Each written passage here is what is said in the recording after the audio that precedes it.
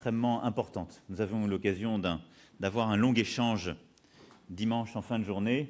Vous avez pu découvrir les différents aspects sur le plan économique, stratégique de notre pays durant plusieurs contacts, à la fois avec le Premier ministre, plusieurs ministres, les communautés d'affaires. Nous venons à l'instant de signer 2 accords cadres importants et le prince m'a transmis un message et une invitation de Sa Majesté le roi Salman pour un voyage en retour d'ici à la fin de l'année que j'ai accepté avec plaisir. Au cours de ces 3 jours, nous avons eu l'occasion de discuter de tous les sujets qui font notre relation bilatérale et qui font suite à l'échange que nous avions eu en fin d'année dernière lorsque j'avais passé quelques heures à Riyad pour un premier échange en revenant des Émirats arabes unis. Notre volonté est claire, elle est aujourd'hui de fonder un partenariat dans la durée entre nos 2 pays, de le faire autour d'un travail stratégique qui a été approfondi par nos ministres durant ces 3 journées, et de le penser à la fois en fidélité avec notre passé, parce que la France a une relation historique avec l'Arabie saoudite stratégique dès les débuts même de votre pays, de votre État, et en la réinventant aussi à l'aune des défis qui sont les nôtres. La dernière décennie, il faut bien le dire, a mis un peu entre parenthèses cette relation bilatérale, soit pour privilégier d'autres partenaires dans la région, soit pour tenter de la réinventer en faisant de l'Arabie saoudite exclusivement un client à gros contrats. C'est propre à la France, et donc en France, il y a 2 façons de faire avec un pays. Soit on signe des gros contrats, et on dit au président de la République « vous avez oublié vos principes pour signer des gros contrats », soit on ne signe pas des gros contrats, et on dit au président de la République « vous n'existez donc pas vis-à-vis de ce pays parce que vous n'avez pas signé de gros contrats ». Il y a une 3e voie, là aussi, qui est d'abord d'avoir une stratégie commune, de la partager, de partager des accords et des désaccords dans cette stratégie, et de faire que la relation qu'on construit soit conforme dans la durée avec celle-ci. C'est la méthode que nous avons décidé d'adopter. Elle repose sur les 4 piliers sur lesquels je veux revenir. D'abord, un pilier politique. Nous avons, je crois pouvoir le dire, une volonté commune de lutter activement contre toutes les formes de terrorisme. C'est d'ailleurs pour cela que l'Arabie saoudite a joué un rôle extrêmement important suite à nos échanges dans le cadre du small group que nous avons élaboré, et dans la construction, avec plusieurs partenaires de la région, d'un accord inclusif pour la Syrie, travail que nous allons poursuivre ensemble dans les prochaines semaines. C'est aussi pour cela que je vous remercie d'avoir voulu une représentation au plus haut niveau et une représentation active à la conférence qui se tiendra les 25 et 26 avril prochains à Paris en matière de lutte contre le financement du terrorisme, parce qu'il nous faut aujourd'hui construire les leviers internationaux, et c'est un sujet à la fois politique mais aussi très technique, qui suppose de mobiliser tous nos services en la matière et l'ensemble de nos compétences pour couper les différents financements dont les groupes terroristes aujourd'hui peuvent encore bénéficier ou dont ils bénéficieront compte tenu de leur réorganisation dans l'avenir. C'est cette même vision qui nous a donc conduit à vouloir aussi acter d'une volonté commune de stabiliser la région. Et la stabilité de la région passe par la stabilisation de plusieurs États clés. Et je veux à cet égard vous remercier de l'engagement très clair et très fort que vous avez pris en fin de semaine dernière lors de la conférence CEDRE, en vous engageant à verser 1 milliard d'euros dans le cadre justement de cette conférence pour le Liban et pour accompagner ces réformes économiques. Et à votre demande, nous aurons d'ailleurs tout à l'heure, pour le dîner qui est offert en votre honneur, la présence du Premier ministre Saad Hariri, marquant ainsi notre volonté conjointe de continuer à accompagner le Liban sur cette voie. Il nous faudra aussi, dans les prochains mois, pour poursuivre cet objectif de stabilité, œuvrer ensemble sur le sujet de l'Iran. Sur le sujet de l'Iran, nous avons une vue tactique différente sur l'accord dit JCPOA. Mais nous avons, je crois pouvoir le dire, une vision stratégique cohérente. Cette vision stratégique, c'est de réduire tous les projets d'islam politique expansionniste qui peuvent nourrir d'autres formes de terrorisme et déstabilisent la région. Et donc à ce titre, la France continue de penser qu'il est important de préserver le cadre du JCPOA parce qu'il est le seul qui nous permet d'avoir une forme de contrôle et de visibilité sur l'activité nucléaire iranienne, mais comme je le promeut depuis septembre dernier, qu'il doit être complété par un travail accru en matière de limitation de l'activité balistique de l'Iran et d'expansionnisme régional de l'Iran. Je demeure persuadé que ces deux voies complémentaires s'imposent et même si sur le sujet du JCPOA, nous ne partageons pas la même vue, nous avons la même finalité et nous allons donc œuvrer ensemble dans les prochains mois avec plusieurs de nos partenaires pour que sur le balistique et l'encadrement de l'activité, justement, l'expansionnisme iranien dans la région, nous ayons des actions communes. Ces actions commencent d'ailleurs en Syrie comme en Irak, pour tout faire afin que le processus électoral irakien se passe dans de bonnes conditions et sans influence de puissances étrangères, en particulier l'Iran, et pour qu'en Syrie, nous ayons une solution inclusive qui ne passe ni par la partition de la Syrie, ni par l'exclusion, la domination d'une partie du peuple syrien. En matière de défense, nous avons là aussi acté de plusieurs convergences et de plusieurs sujets qui suscitent parfois des commentaires ou beaucoup de sensibilité. En matière de défense, notre volonté est de poursuivre, comme nous le faisons depuis le début, pour là aussi assurer notre sécurité réciproque et les éléments de stabilité qui vont entre deux partenaires. Sur le Yémen, depuis le début du conflit, la France a une position claire, qui d'ailleurs l'a conduite dès le début du conflit à échanger des informations et se tenir aux côtés de l'Arabie saoudite pour assurer sa sécurité face aux tirs balistiques dont elle faisait l'objet. Et je suis très clair sur ce sujet. Dans cette guerre-là, il est évident que nous ne tolérerons aucune activité balistique qui menace l'Arabie saoudite et l'intégrité de ses concitoyens. Et donc, nous continuerons à être très clairs en la matière. Néanmoins, nous sommes attachés au respect du droit international et en particulier du droit international humanitaire pour ce qui est de la situation au Yémen. Nous en avons déjà parlé en fin d'année dernière. La France a d'ailleurs soutenu les résolutions au Conseil de sécurité des Nations Unies en la matière. Et donc nous continuons à être extrêmement vigilants sur ce point et à souhaiter qu'il puisse y avoir un travail encore accru en matière humanitaire à l'égard des populations civiles au Yémen et que toute la clarté soit faite sur les inquiétudes qui proviennent en particulier des organisations non gouvernementales. Sur ce sujet, Prince Mohammed m'a rappelé tout ce qui était d'ores et déjà fait par l'Arabie saoudite et nous sommes convenus d'organiser d'ici à l'été une conférence humanitaire sur le Yémen commune qui se tiendra à Paris et qui permettra d'une part de faire la clarté sur tout ce qui est fait, de faire la clarté sur tout ce qui doit être fait et permettra de prendre de nouvelles initiatives en matière humanitaire pour les populations civiles. Et donc sur le Yémen, la position de la France est claire, plein soutien à la sécurité de l'Arabie saoudite, condamnation de l'activité balistique venant des Houthis, volonté de trouver une solution politique au conflit et grande exigence humanitaire à l'égard des populations civiles. Nous avons aussi acté d'une volonté commune de construire un cadre partenarial en matière de sécurité sur la mer Rouge et là aussi d'aider dans toute la région, aux côtés de nos alliés, à avoir une activité soutenue, un partenariat stratégique sur lequel nous allons continuer à travailler ensemble, mais qui est pour moi un des axes forts de la relation bilatérale.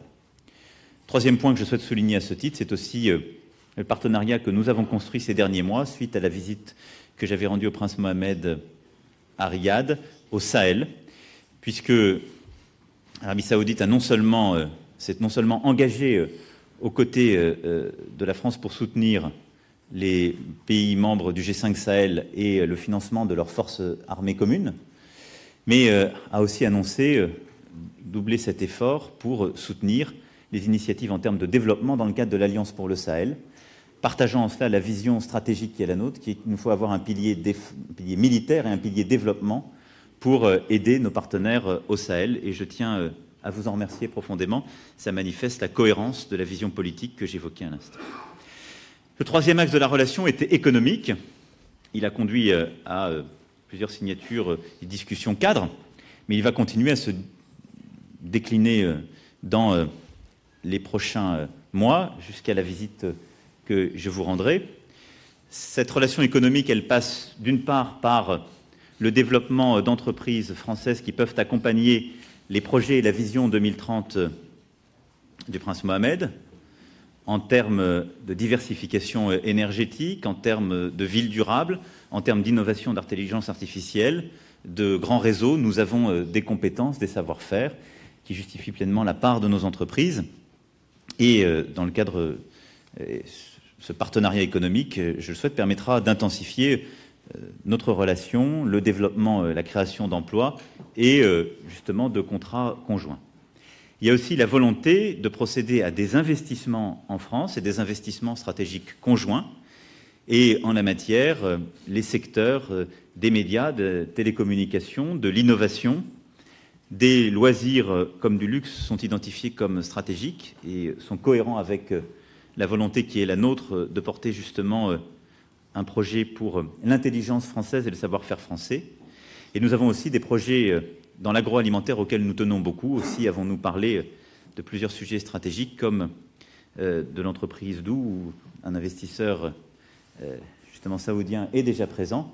Et je souhaite que nous puissions poursuivre justement ces échanges. La volonté qui est la nôtre, c'est que les stratégies économiques que nous portons de part et d'autre puissent trouver justement la capacité à planifier de manière conjointe des investissements croisés et des stratégies complémentaires. Enfin, en matière de culture, d'éducation et de recherche, un accord cadre a été signé pour développer des programmes conjoints, développer en matière d'enseignement supérieur, de développement de la langue française, de nouvelles initiatives sur lesquelles nous allons continuer à travailler d'ici à la fin de l'année.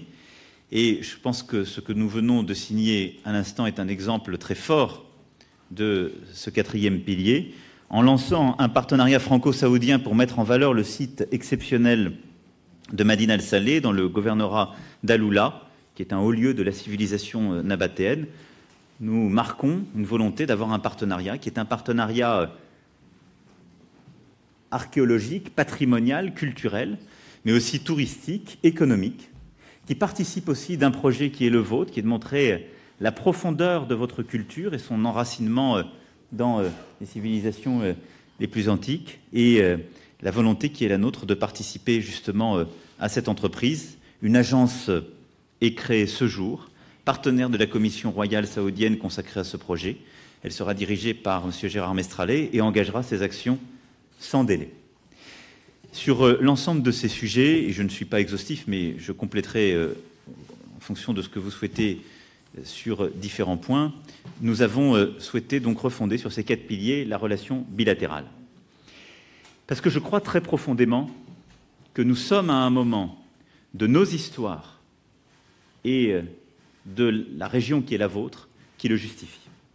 Alors j'entends tous les commentaires qu'il y a, et nous y reviendrons peut-être dans les questions, et les questionnements légitimes qui émanent de la société civile, des journalistes sur les droits de l'homme et les différents sujets sensibles concernant votre pays.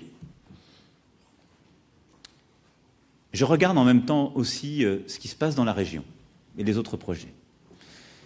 Nous avons là un jeune dirigeant qui a des responsabilités éminentes et qui est en train d'aller vers les plus hautes fonctions dans un pays dont 70% de la population a moins de 30 ans. On peut avoir le choix qui est de rester sur nos positions classiques. On peut décider que les premiers gestes de modernisation de sa société sont cosmétiques. Si on fait ça, alors on laisse le prince Mohammed face à ceux qui, dans sa région, pensent le contraire et décident d'aller en arrière, de rester à un islam politique ou à des choix terroristes. Moi, je ne sais pas tout, je ne suis pas dirigeant de l'Arabie saoudite et je ne connais pas assez intimement sa société. Je sais une chose, c'est que s'il y a une chance que son projet réussisse, c'est la responsabilité de la France de l'accompagner. Et donc, de lui dire « Vous avez déjà beaucoup fait pour les femmes dans votre pays, il y a encore énormément à faire. » Il y a des sensibilités parce que nos pays ne sont pas au même niveau, mais nous avons un dirigeant qui a passé plus de 5% de son temps de vie en France, dont la population, en large partie aujourd'hui, a étudié en France, en Grande-Bretagne, aux États-Unis, en Asie, donc qui a vu d'autres choses. Et donc les ferments du changement sont là. Et donc, moi je répondrai à toutes les questions qui se posent. Je sais toutes les imperfections, je sais les désaccords que nous pouvons avoir sur certains sujets, et nous les avons évoqués avec beaucoup de franchise. Et la France continuera à parler avec beaucoup de partenaires de la région qui ne sont pas forcément les partenaires de l'Arabie Saoudite, parce que notre relation n'est pas exclusive, et parce que c'est la force de la diplomatie française. Mais je sais une chose, notre détermination pour lutter contre le terrorisme, notre volonté de stabilité dans la région, et notre ambition de modernisation de nos sociétés, notre volonté d'accompagner une vision séculaire de nos sociétés, et d'avoir un projet politique qui permette l'émancipation des personnes, il a une chance supplémentaire d'aboutir si nous travaillons ensemble. Et pour toutes ces raisons, je nourris beaucoup d'espoir pour le projet qui est le nôtre, et donc pour tout ce que nous allons faire dans les prochains mois, jusqu'à la visite, Votre Altesse Royale, que je vous rendrai en fin d'année dans votre pays, en vous remerciant d'avoir porté cette invitation au titre de votre père et en vous remerciant de ces 3 jours passés en France. شكرا فخامة الرئيس على الكلمات الحارة والمهمة جدا. بلا شك فخامتكم وانا نعتبر في السعوديه. Monsieur le Président, vous-même et moi-même, nous sommes des vieux en Arabie Saoudite, parce que 70% de la population saoudienne est plus jeune que nous. الشراكة السعودية فرنسية شراكة مهمة جدا ومهمة للغاية، خاصة في هذا الوقت الذي تمر فيه أوروبا ويمر فيه الشرق الأوسط والمتغيرات التي تحدث في العالم. المصالح السعودية الفرنسية مصالح متعددة وكثيرة جدا مثل ما ذكر فخامة الرئيس في الجانب السياسي وأيضا الجانب العسكري والاستخباراتي والجانب الاقتصادي والجانب الثقافي. هناك بلا شك مشاريع كثيرة في العالم هدامة، وللأسف اليوم أن أغلب هذه المشاريع الهدامة موجودة في الشرق الأوسط وبجوارنا في المملكة العربية السعودية. هناك نظام إيراني نعرف جميعا أنه هدف أيديولوجي بحت، ليس هدفا خدمة مصالح إيران والمواطن الإيراني، بل هدف خدمة مصالح الأيديولوجية الإيرانية. والأدلة كثيرة من 30 سنة الماضية، وآخرها حصلوا على 150 مليار دولار لم يبنوا حتى شارع أو مجمع سكني أو مجمع صناعي في إيران، فهدفهم واضح فقط دفعوا فيها إرسال صواريخ للسعودية ودعم منظمات إرهابية في العالم. أيضا عمل النظام الإيراني على دعم الإرهاب ليس فقط في حزب الله أو في الحوثيين أو هذه المنظمات. نجد اليوم الكثير من قيادات القاعدة متواجدة في إيران بما فيهم ابن أسامة بن لادن ترعرع وتربى وكبر في إيران، والآن هو يحاول أن يكون القائد القادم لتنظيم القاعدة. فجميعنا نعرف هذه المخاطر وليس لدينا أي ضبابية على هذه المخاطر، ونحن نتواصل ونتفاهم كيف نتعامل معها ونتأكد أن العالم كله آمن وسليم سواء في الشرق الأوسط أو في أوروبا أو في أي أماكن أخرى في العالم من هذه الأفكار الهدامة، وكيف ندفع بالأفكار التي تخدم مصالح الوطن ومصالح المجتمع الدولي بشكل عام. والتنسيق السياسي والعمل السياسي مهم جدا بين بلدينا بحكم موقعها في العالم الإسلامي وفي العالم العربي وفي دول الخليج وأيضا موقع فرنسا في أوروبا.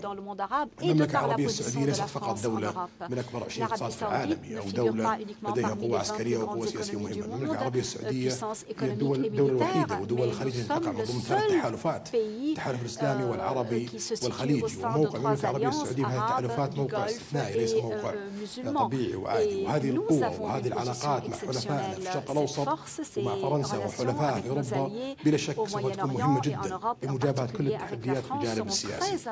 أيضا في جانب الدفاع هناك مبادرات كثيرة جدا نعمل عليها أهمها في دول الساحل، وكنا نحذر مرارا في ال3 سنوات الماضية من خطر انتقال الإرهاب بشكل كبير جدا لدول الساحل، لأنه أغلب الدول في هذه المنطقة اقتصادياتها ضعيفة والأمن فيها ضعيف جدا، وإذا تمركز الإرهاب في موقع دول الساحل مراحل سوف يكون انتشاره سهل جدا، سوف نواجه غابه كبيره جدا من الارهاب تؤثر على اوروبا وتؤثر على الشرق الاوسط. مبادره فخامه الرئيس الفرنسي باخذ هذا الموضوع بشكل جدي لقيت ترحيب واسع من المملكه العربيه السعوديه ودعم كامل في كل الاطياف وفي كل الاتجاهات.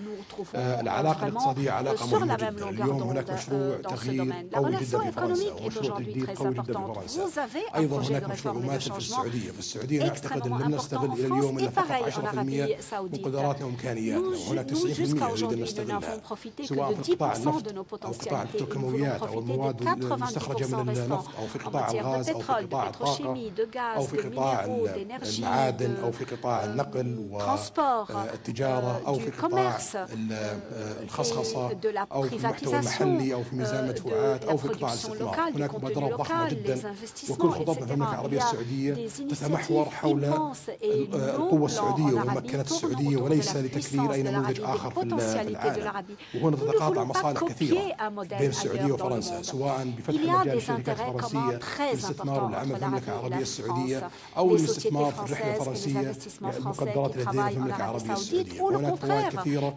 مشتركه سوف تخلق وظائف في البلدين وسوف تخلق نمو اقتصادي في البلدين وتبادل تجاري ايجابي للغايه. التعاون الثقافي مهم جدا خاصه المملكه العربيه السعوديه.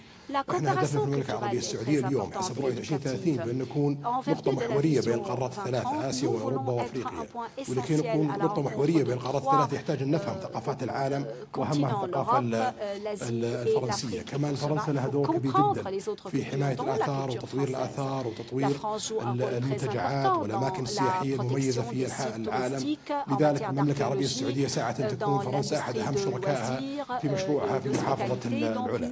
هناك الكثير من التفاصيل التي تخدم البلدين وتخدم أوروبا وتخدم الشرق الأوسط وتخدم العالم. دورنا كقيادات في السعودية وفي فرنسا بأن نتأكد بأن هذه الفرص تحقق وهذه التحديات تجابه بكل قوة وبكل سرعة. شكرا. Nous allons maintenant prendre les questions. الأسئلة. سيادة الرئيس، لدي سؤال. هذا السؤال أعرف أنه هناك تطابق في وجهات النظر في الكثير من الملفات بين السعودية وفرنسا، خصوصا في مكافحة الإرهاب والتدخلات الإيرانية وأيضا الوضع في سوريا وكذلك في اليمن وأيضا العلاقات المشتركة أو الصداقة. الأهم بالنسبة لي ذكرت بأنه في اختلاف بسيط في بعض الجزئيات، وهذا الموضوع الملف الإيراني وخصوصا الاتفاق النووي. الأمير محمد بن سلمان ولي العهد السعودي سبق أن صرح بأن هذا الاتفاق النووي أقوال إيران لا تقترب بأفعالها، وكذلك الأجندة الإيرانية والأدلجة والتأثير الذي يصاحب هذا العمل الإيراني. كذلك الرئيس ترامب رئيس الولايات المتحدة ذكر بأنه بصدد الانسحاب من الاتفاق النووي. ما هو موقف فرنسا من الاتفاق النووي؟ هل ستنسحب أم ستسعى إلى تعديل هذا الاتفاق؟ أم ما هو الرؤية والتصور من أجل وقف هذا التمدد والهيمنة والسعي الإيراني لامتلاك سلاح نووي على حساب دول المنطقة بما يضر بمصالحها؟ Alors, sur ce sujet, la France, qui est signataire de cet accord du 14 juillet 2015, dont je le rappelle, les États-Unis d'Amérique ont plutôt pris l'initiative à l'origine, a pu constater tout au long du suivi que l'accord côté iranien est à ce stade respecté. J'ai d'ailleurs moi-même reçu le directeur général de l'AIEA, qui est en charge de la supervision. J'ai moi-même demandé, suite aux échanges que j'avais pu avoir avec le président Trump, que nous puissions renforcer les inspections qui étaient faites dans certains sites, en particulier universitaires. Et donc ce qui a été signé aujourd'hui est suivi. On ne peut pas dire que ce ne soit pas respecté. Cet accord, est-ce qu'il épuise tout le sujet iranien? Non. D'abord, cet accord n'apporte pas de réponse sur l'après-2025, ce qui est un point qu'il faut travailler si on veut empêcher l'Iran de se doter de l'arme nucléaire, mais jusqu'à 2025, il y a un monitoring, pardon de cet anglicisme, un suivi très précis qui est fait par l'AIEA et dont rien ne me permet aujourd'hui de dire qu'il n'est pas respecté. Mais il doit être complété pour l'après 2025, il doit être complété par un travail sur le balistique qui n'existe pas aujourd'hui, et l'Arabie saoudite le sait bien. Et donc je souhaite qu'on ait un dispositif nouveau et qu'on soit prêt à mettre des sanctions si l'activité balistique se poursuit dans la région avec cette intensité. Et il doit y avoir une stratégie commune pour encadrer l'expansionnisme iranien, qu'il s'agisse de l'Irak, qu'il s'agisse du Yémen, qu'il s'agisse de la Syrie, et on le sait aussi, des déstabilisations qui peuvent parfois exister sur le Liban. Donc c'est un débat que nous devons avoir et c'est un travail que je souhaite mener. Est-ce que, pour rendre ce travail efficace, il faut mettre fin au JCPOA? À mes yeux, non. Parce que quelle est, sur la partie nucléaire, l'alternative que nous aurions? Nous avons des bons contre-exemples, c'est la Corée du Nord. La Corée du Nord, on a rompu toutes les négociations, on n'a pas eu de dispositif de suivi. C'est un pays qui a été encore plus frappé par les sanctions et les embargos internationaux et qui a quand même réussi à progresser pour aller jusqu'au tir que nous avons connu récemment. Donc, si nous cessons le JCPOA et si nous sortons de ce cadre, sur la partie nucléaire, rien ne nous garantit que l'Iran ne pourrait pas continuer à faire ce travail. Je souscris à ce qui a été dit par le prince Mohammed tout à l'heure, mais vous avez d'ailleurs vu que le régime iranien lui-même s'est mis en difficulté en ne donnant pas à sa population la part de ce qui lui revenait dans ces accords. Et donc moi je crois, et vous avez vu comme moi, l'opposition qui s'est exprimée, les révoltes qui se sont tenues durant ces derniers mois. Donc je crois pour ma part que la force de grands États qui veulent défendre le droit international, c'est quand ils signent des accords qui ne peuvent pas être ceux qui ne les respectent pas. C'est le b.a.-ba de la vie du droit international, mais on ne peut pas être membre permanent du Conseil de sécurité des Nations Unies, signer au titre de son pays un accord, dire « je respecte le droit international » et une des bases du droit international, c'est ce dogme que les traités sont faits pour être respectés, et de dire « moi je les déchire quand ça m'arrange ». Je pense que ce n'est pas une bonne idée. Parce que vous ne pouvez pas recréer un ordre international quand vous faites ça. Donc je pense que, à cet égard, les déclarations américaines ne vont pas dans le bon sens, mais ça ne veut pas dire que je considère que le statu quo soit satisfaisant sur l'Iran. Donc voilà, ma réponse très claire, c'est de dire, il y a un processus américain qui est en cours, qui ne dépend pas que du président, qui est aussi un sujet entre le président et le Congrès, qui prendra plusieurs mois. 2, je l'ai déjà dit, pour ma part, je ne souscris pas en tant que signataire à cette décision, quoique étant très exigeant sur son suivi. Et je souhaite qu'on complète le JCPOA d'un accord sur le post-2025, le balistique et l'activité régionale.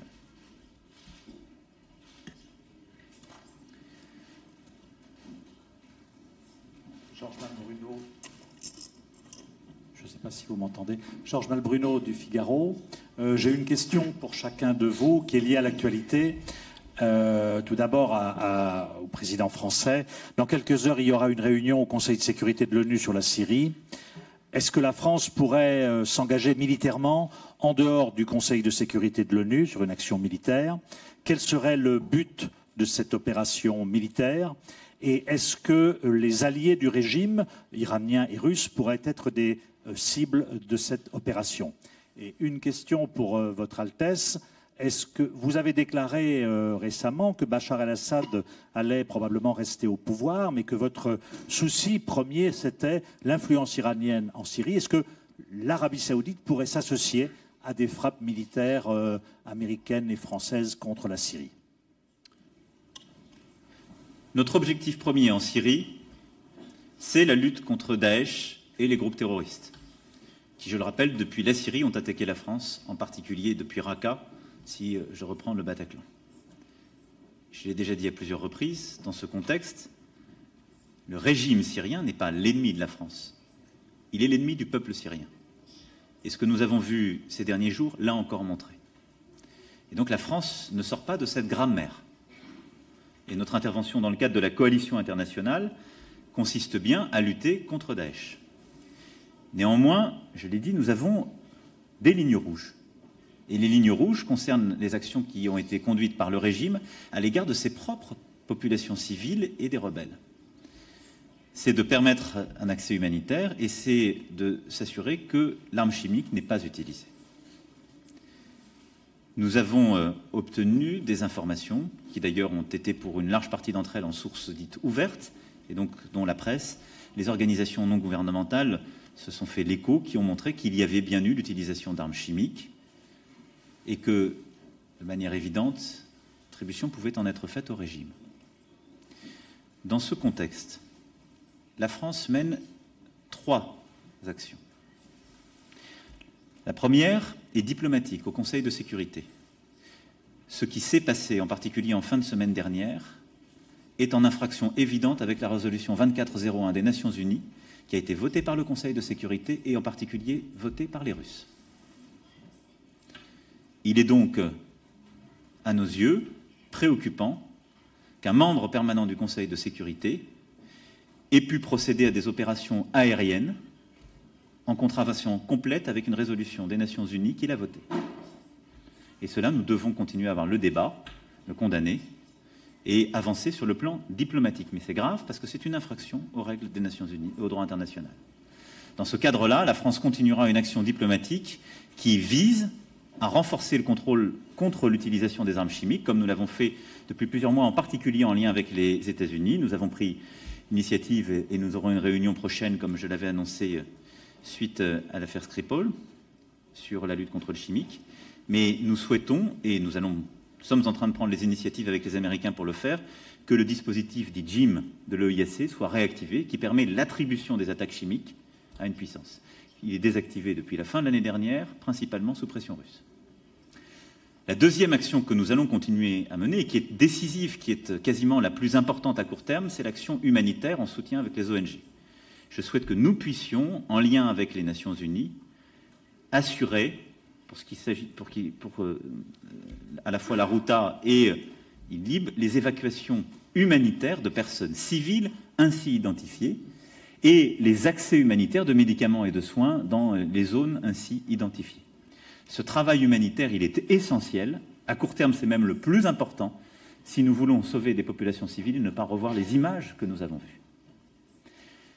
Et j'insiste beaucoup là-dessus parce que je souhaite qu'avec nos partenaires, nous poursuivions cela. Et je veux ici rendre hommage au travail courageux qui est mené par l'ensemble des organisations non gouvernementales en la matière. Et donc nous devons appuyer leur travail, lui donner un cadre pour qu'elles puissent intervenir. Nous avons réussi, dans le cadre de l'application de la résolution 2401, à améliorer les choses, mais de manière extrêmement marginale dans la Routa. C'est insuffisant, nous devons aller plus loin, et la France continuera à prendre des initiatives en la matière. Enfin, le troisième élément, c'est les lignes rouges définies par la France. Ces lignes rouges sont d'ailleurs partagées par d'autres puissances. Ça n'a rien à voir avec les discussions qui se tiennent au Conseil de sécurité des Nations Unies. Et donc, dans ce cadre-là, nous allons poursuivre les échanges d'informations techniques et stratégiques avec nos partenaires, en particulier britanniques et américains. Et dans les prochains jours, nous annoncerons notre décision. En aucun cas, les décisions que nous prendrions n'auraient vocation à toucher des alliés du régime ou à s'attaquer à qui que ce soit, mais bien à s'attaquer aux capacités chimiques détenues par le régime, si la décision était prise. Pas d'opération militaire en cas de refus russe de voter la résolution. Ça n'a jamais été la position de la France et ça ne le sera jamais. Il y a un axe diplomatique qui est celui que j'ai rappelé, il y a nos priorités stratégiques, il y a ce travail humanitaire, et après, il y a le régime de Bachar el-Assad et des capacités chimiques.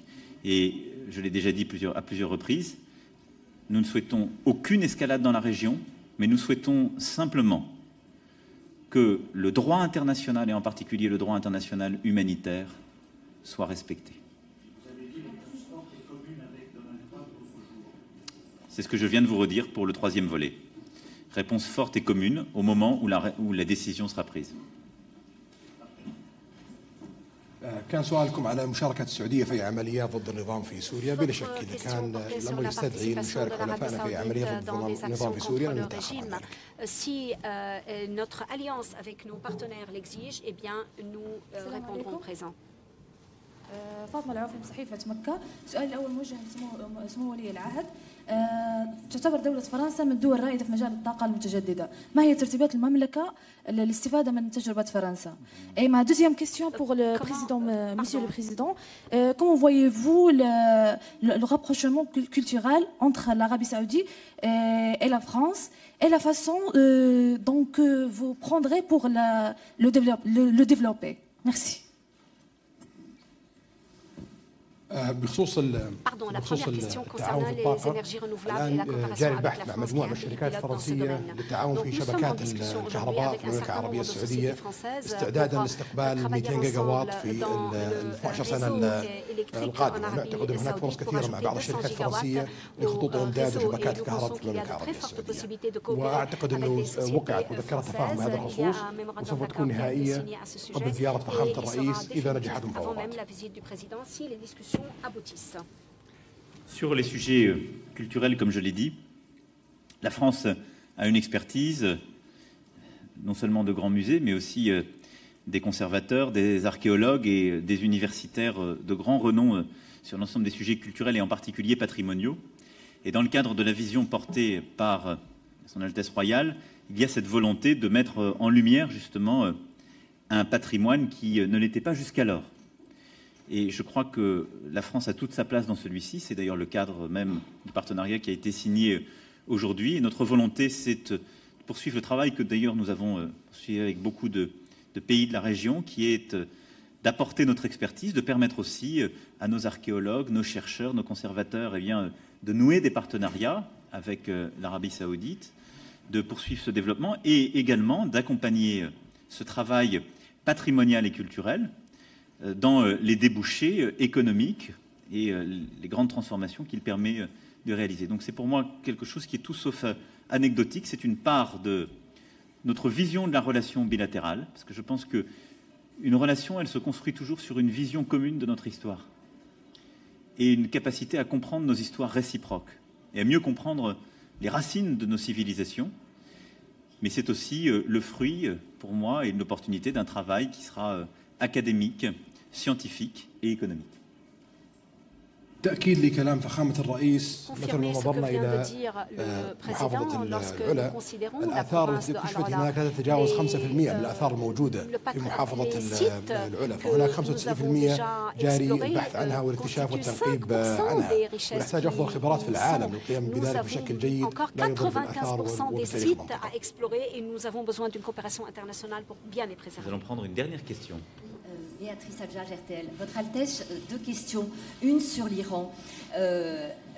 J'aimerais comprendre pourquoi vous n'êtes pas d'accord avec ce que vient de dire le président quand il dit que si l'accord nucléaire est dénoncé, on risque d'avoir une nouvelle Corée du Nord, c'est-à-dire on risque d'avoir une Iran qui se dote au plus vite de la bombe nucléaire. Est-ce que vous pouvez nous expliquer pourquoi vous n'êtes pas d'accord avec ce point de vue? Deuxième question sur le Yémen. Les ONG vous accusent de commettre des crimes de guerre au Yémen. Quelle est votre réponse? Et Monsieur le Président, est-ce que la France sait si oui ou non les armes qu'elle vend à l'Arabie Saoudite sont utilisées pour commettre de présumés crimes de guerre? Je vous remercie. Je me poserai, si je peux me permettre, une petite question anecdotique vu la gravité des sujets, mais vous faites beaucoup pour faire progresser le droit des femmes dans votre pays. Est-ce que, par exemple, la prochaine fois, quand vous reviendrez en France, vous seriez accompagné de votre épouse? Mohamed VI, quand il s'est marié, avait présenté son épouse officiellement. Est-ce que ça sera votre cas? Ou alors, est-ce que ce n'est pas le moment? Merci beaucoup. في الواقع لدي زوجة وأربع أبناء وهم حريصين جدا بأنه حياتهم الطبيعية والبسيطة لا تتأثر بسبب موقعي ومنصبي اليوم وأنا أريد الحافظ أن أبنائي يعيشون بحياة طبيعية جدا بعيدة عن الأضواء وبعيدة عن الضغط السياسي والاهتمام أكثر من اللازم. أريدهم يعيشون بشكل طبيعي جدا وأيضا زوجتي تريد هذا الشيء وأنا أحترم هذا الشيء لزوجتي ولأبنائي. فهذا هو السبب بالنسبة لي الرئيسي. بخصوص اليمن وجرائم الحرب أولا أي عمليات تحدث في العالم في كل التاريخ من قبل الولايات المتحدة الأمريكية أو فرنسا أو السعودية أو غيرها من العمليات بلا شك تحدث هناك أخطاء والأخطاء دائما تحدث. السؤال المهم هل هذا الشيء كان متعمد أم لا؟ هل هذا الشيء كان مخطط له أم لا؟ هل هذا الشيء كان بقصد أم بغير قصد؟ هنا تكمن جريمة الحرب. لكن دائما نعمل مع أصدقائنا في فرنسا والولايات المتحدة الأمريكية وبريطانيا لمساعدتنا في تطوير آليات التخطيط وآليات الاشتباك لكي نضمن عدم وقوع أي ضحايا مدنيين بأي شكل من الأشكال. أعطيك مثال على ذلك. القوات الشرعية اليمنية وقوات التحالف تبتعد ما يقل عن 20 كيلومتر من العاصمة اليمنية صنعاء، وتستطيع تجديحها بريا غدا. لكن نعرف لو تم هذا الاجتياح سوف تكون هناك ضحايا كثيرة بدنية، لكن سوف الصراع في أسبوع واحد.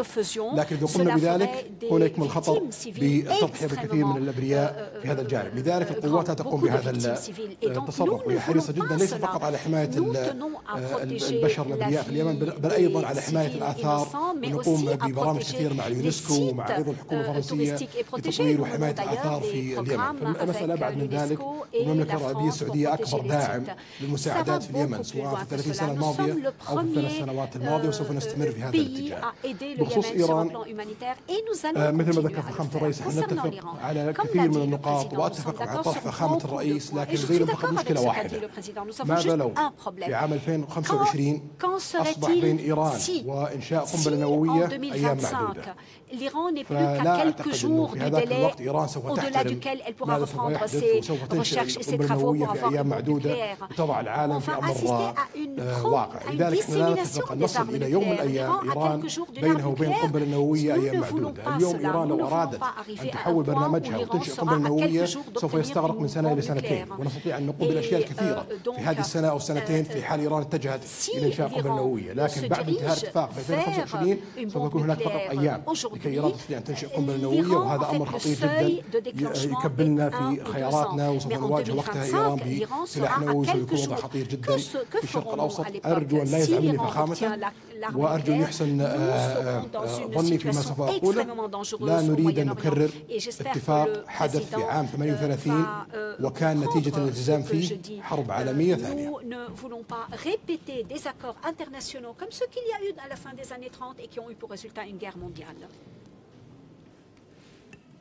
Sur ce sujet, comme vous l'avez compris, la crainte et l'objectif est le même, c'est d'empêcher que l'Iran se dote de l'arme nucléaire.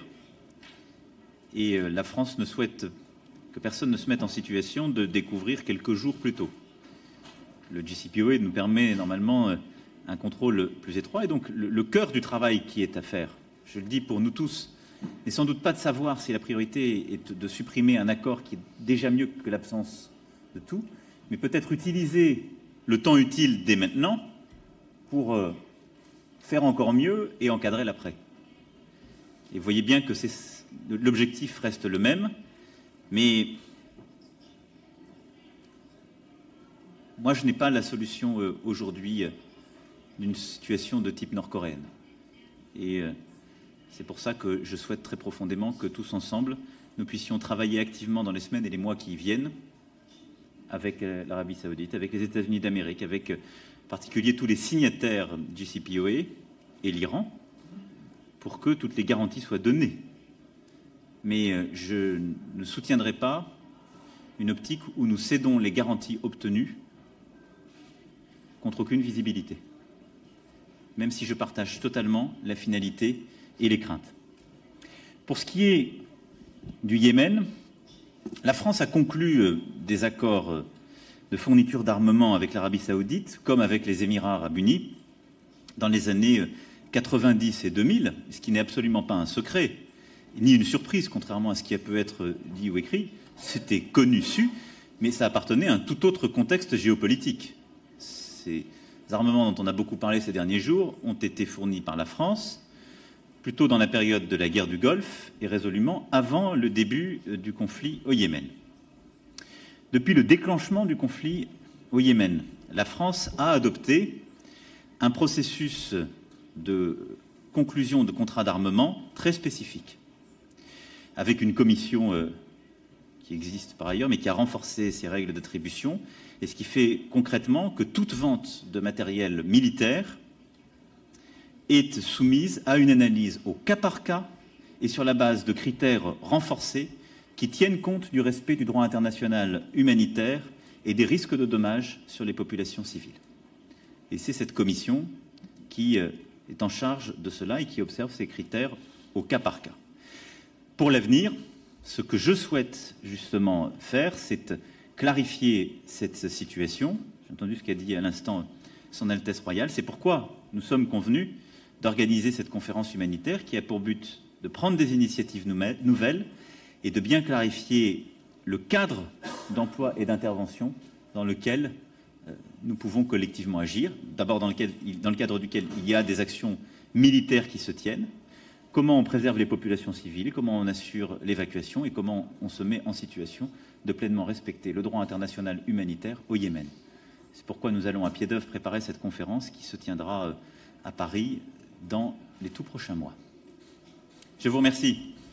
J'ai oublié de dire que le jour où Son Altesse Royale et son épouse décident autrement, ils seront bien évidemment les bienvenus à Paris.